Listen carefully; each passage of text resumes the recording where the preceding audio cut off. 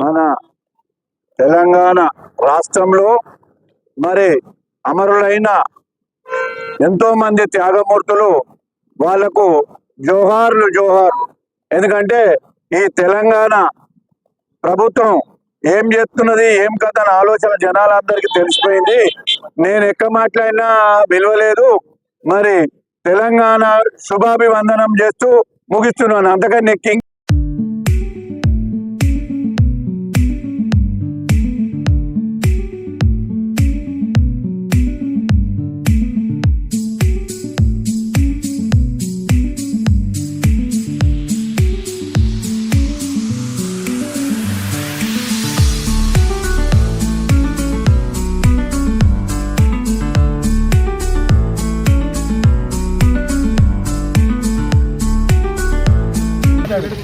జై తెలంగాణ. జై తెలంగాణ.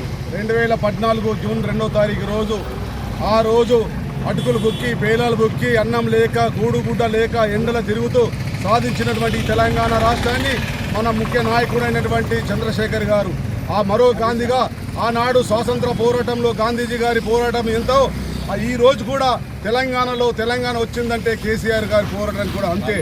తెలంగాణ రావడం అంటే మామూలు విషయం కాదు.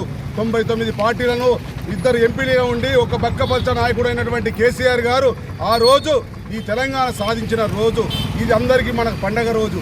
తెలంగాణలో ఈ రోజు చూస్తూ ఉంటే గవర్నమెంట్ ఉంది. గవర్నమెంట్ ఎక్కడ కూడా కనీసము గవర్నమెంట్ ఆఫీసులలో తప్పితే ప్రైవేట్ ప్రోగ్రాలు వాళ్ళు చేసినటువంటి దాఖలు లేవు.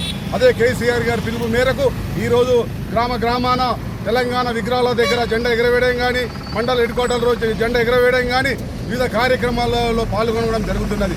తెలంగాణ వచ్చిందంటే కేసీఆర్ వలన వచ్చింది. తొలి ముఖ్యమంత్రిగా తెలంగాణ తెచ్చిన బిడ్డగా ఆయనకి ఇంకొక 100 ఏళ్ళు ఆవుసి దేవుడు ఇవ్వాలని, ఈ రాష్ట్రాన్ని ఇంకా పరిపాలించాలని, ఈ రాష్ట్రం అధోగతి అవుతున్న పరిస్థితిలో మళ్ళీ కేసీఆరే కావాలని చెప్పి జనమంతా ఒక పక్క వేడుకుంటున్న సమయంలో ఆయనకు మంచి నిండు 100 ఏళ్ళు ఇచ్చి, మా బాజిరెడ్డి గోవర్ధన్ అన్న గారికి కూడా మంచి 100 ఏళ్ళు ఆవుసిచ్చి, జగనన్న గారి నాయకత్వంలో ఈ యొక్క కాన్స్టిట్యూన్సీలో మరోసారి 2029లో